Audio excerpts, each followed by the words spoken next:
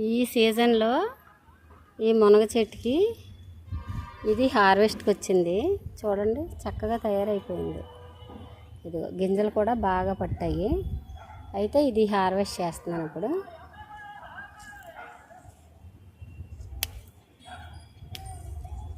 చూసారా ఎంత పెద్ద కాయ. ఇప్పుడు ఎగ్గేసి కర్రీ చేద్దాం అనుకుంటున్నాను. ఇంకా కాయలు చాలానే ఉన్నాయి, చూస్తున్నారా.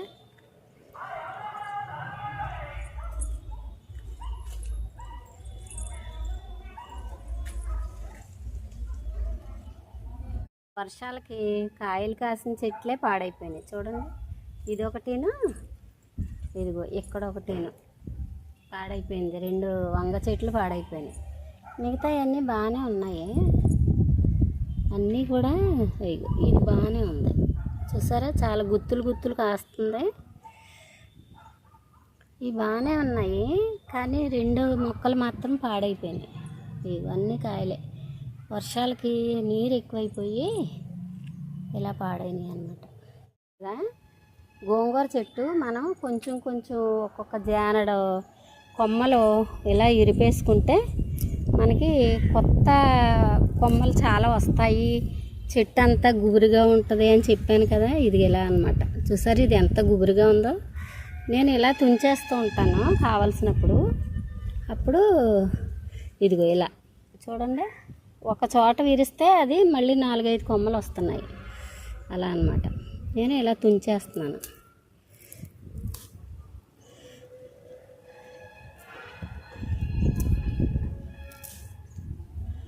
ఇలా తుంచేస్తే చాలా ఎక్కువ కొమ్మలు వచ్చి ఒక చెట్టే మనకి కూరకు సరిపడాలా తయారవుతుంది. ఇలా తుంచేసుకు ఇలాగ కట్ చేసి లేకపోతే ఇలాగ విరగొట్టేసి ఏం చేస్తానంటే కిందకి పట్టుకెళ్ళి ఇదిగో ఇలాగ కిందకి తీసుకెళ్ళి అక్కడ నేను ఆకులు తుంపుకుంటాను. చాలా గోంగూర అయితే చాలా వస్తుంది. అయితే ఇప్పుడు టెర్రస్ మీదకి తోటకూర తీసుకెళ్దామని వచ్చాను. అయితే మీకు మన వీడియోలో చెప్పాను కదా, నేను గోంగూర ఇలా తుంచుతానని చెప్పి, అందుకని చూపిస్తున్నాను ఒకసారి.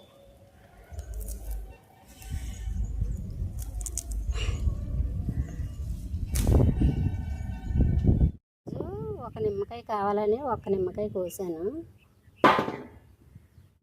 తోటకూర ఉంది. ఈరోజు తోటకూర తీసుకెళ్దామని వచ్చాను. అది కూడా ఇది చూడండి ఇలా కొమ్మలే విరుస్తాను నేను. మళ్ళీ ఒక నెక్స్ట్ వీక్కి మళ్ళీ చక్కగా వచ్చేస్తుంది అన్నమాట.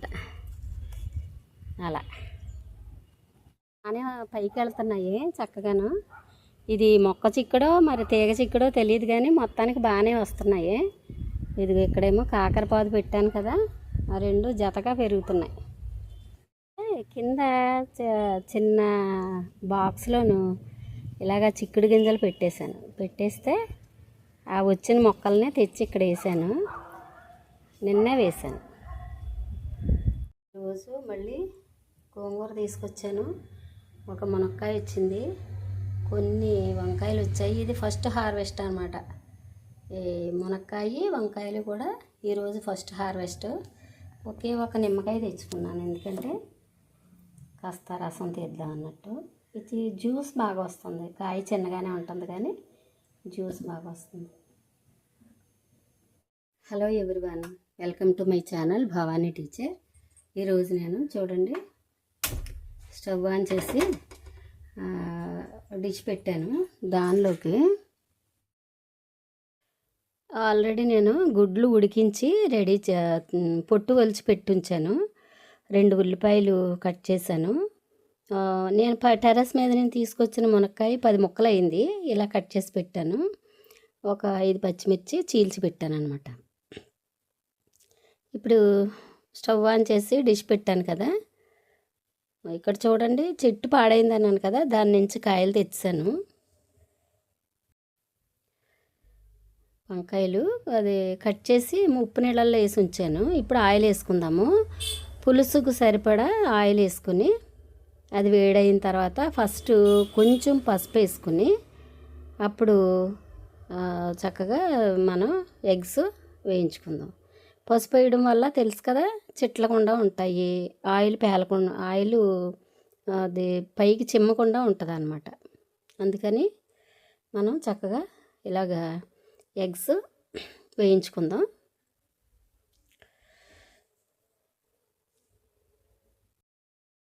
ఇలాగా వేయించుకుందాం బాగా.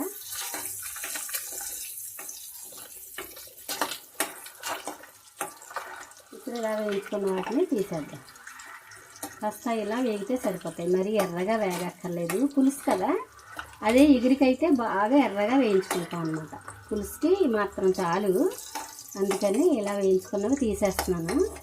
తీసేసి ఇప్పుడు మనం వీటిలో ఏం చేద్దామంటే ఉల్లిపాయలు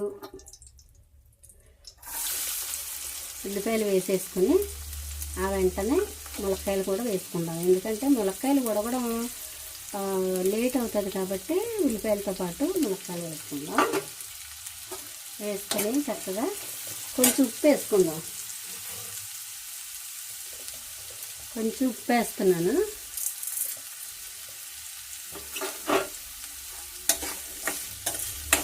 తర్వాత చింతపండు కొంచెం కడిగి నానబెట్టి ఉంచుకున్నాను అన్నమాట.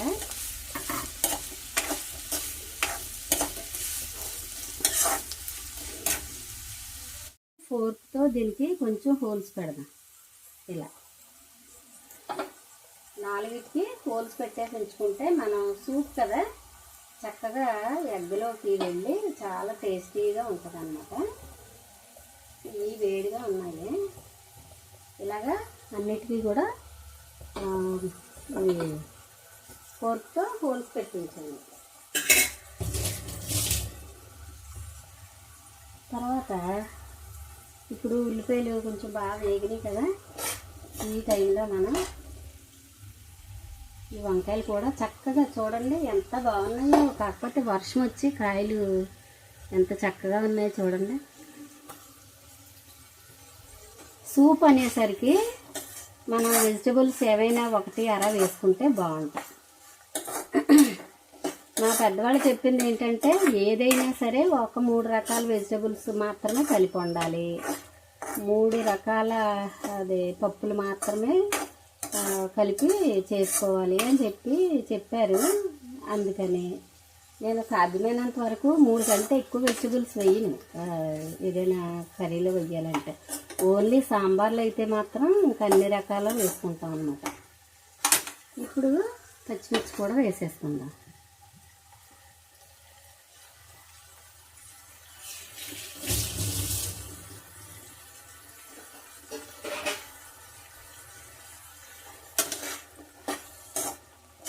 ఇలా వేగుతూ ఉండగానే ఉప్పు వేసాం కదా మనం. ఇంకా ఇందాక ఎగ్స్ వేయించడానికి వేసాం పసుపు, పులుసు కాబట్టి కొంచెం పసుపు ఎక్కువ వేసుకున్నాం. బాగుంటుంది, కలరు బాగుంటుంది, టేస్ట్ కూడా బాగుంటుంది. వేస్తున్నాను. ఇప్పుడు కారం వేసుకున్నాం. కారం అయితే పులుసులో కొంచెం కారం ఎక్కువే పడుతుంది కాబట్టి మీకు కారం ఎంత తినగలుగుతారు అనే దాన్ని బేస్ చేసుకుని మీరు కారం వేసుకోండి.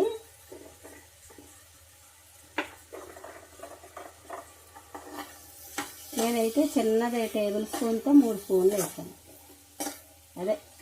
టీ స్పూన్తో 3 టీ స్పూన్లు వేసాను. అది 1 టేబుల్ స్పూన్కి సమానం అవుతుంది. ఇప్పుడు మనం ఆల్రెడీ ఉడికించుకున్న ఎగ్స్ కూడా వేసేద్దాం. ఫ్రై చేసుకున్న ఎగ్స్ కూడా వేసేసుకుందాం. వేసుకొని 1 నిమిషం మూత పెట్టి ఉడకనిద్దాం.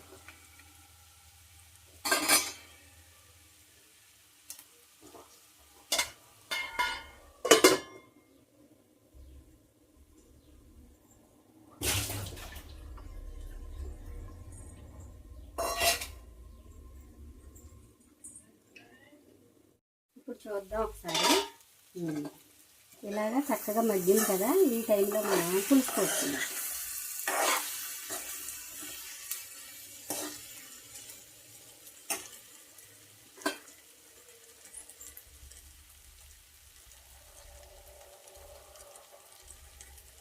ఫస్ట్ కొద్దిగా ఒక కప్పు నీళ్లు వేద్దాం. వేసి ఒక్క నిమిషం ఉడికిన తర్వాత అప్పుడు పులుసు పోసుకుందాం. ఒక టీ కప్పు వాటర్ అంతే. పులుసు ఎక్కువ పోసుకుందాం. ఒక 5 నిమిషాలు ఉడికిన తర్వాత పులుసు ఎక్కువ పోసుకుందాం. ఇప్పుడు ఒక 5 మినిట్స్ అయింది. ఇలా ఉడికిన తర్వాత మనం ఒక్కసారి ఇలా కలిపి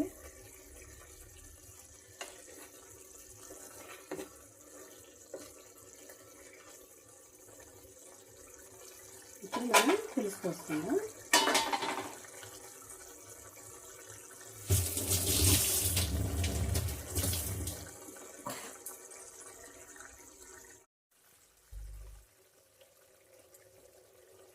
పులుసు వేసిన తర్వాత ఎక్కువ టైం ఉంచాలి, గుర్తుపెట్టుకోండి. అంటే గుడ్లు పులుసుకి మనం ఫస్ట్ ఉడికించిన టైం కంటే కూడా పులుసు మరిగే టైము ఎక్కువసేపు ఉండాలి.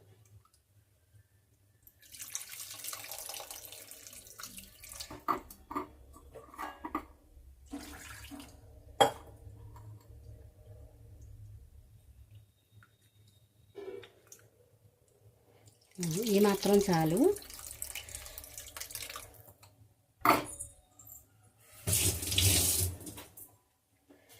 ఏం చేద్దాం అంటే జస్ట్ ఇలా కలబెట్టేసి ఈ టైంలో ఉప్పు చూసుకొని మూత పెట్టుకుందాం.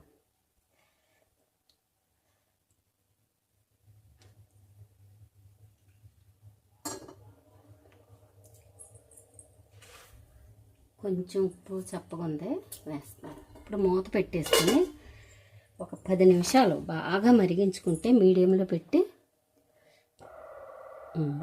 పెట్టి మెలిగించుకుంటే చాలా చాలా టేస్టీగా ఉండే మునక్కాయ కోడిగుడ్డు పులుసు రెడీ అవుతుంది.